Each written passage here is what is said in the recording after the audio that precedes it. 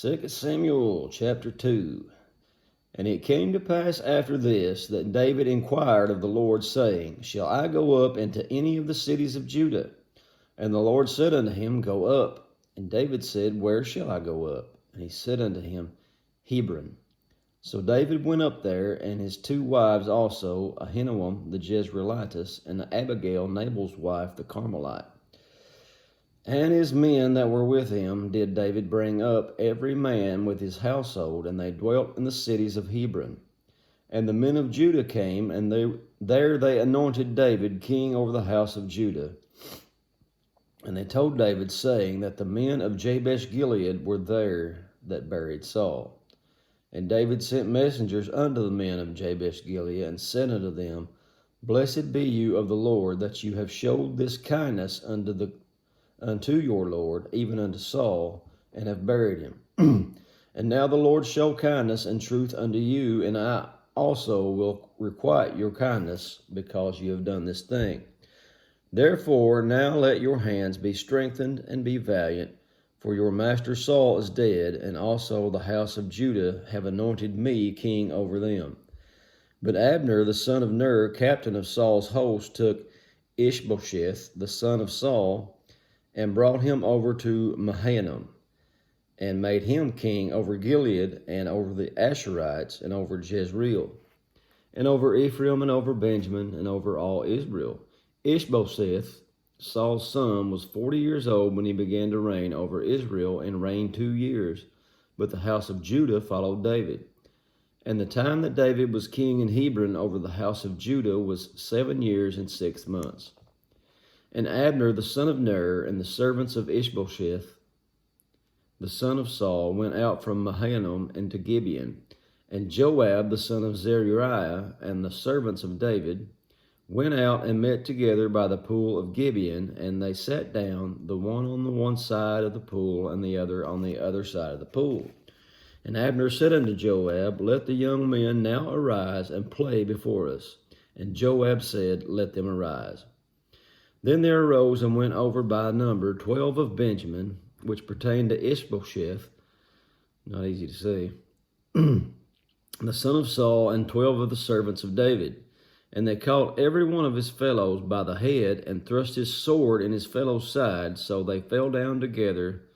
Wherefore that place was called Helkath Hazurim, which is in Gibeon. And there was a very sore battle that day, and Abner was beaten, and the men of Israel, before the servants of David. And there were 3 sons of Zeruiah there, Joab, Abishai, and Asahel. And Asahel was of light of foot, and as a wild roe. And Asahel pursued after Abner, and in going he turned not to the right hand nor to the left from following Abner. Then Abner looked behind him, and said, Are you Asahel? And he answered, I am. And Abner said unto him, Turn thee aside to the right hand or to the left, and lay thee hold on one of the young men, and take thee his armor.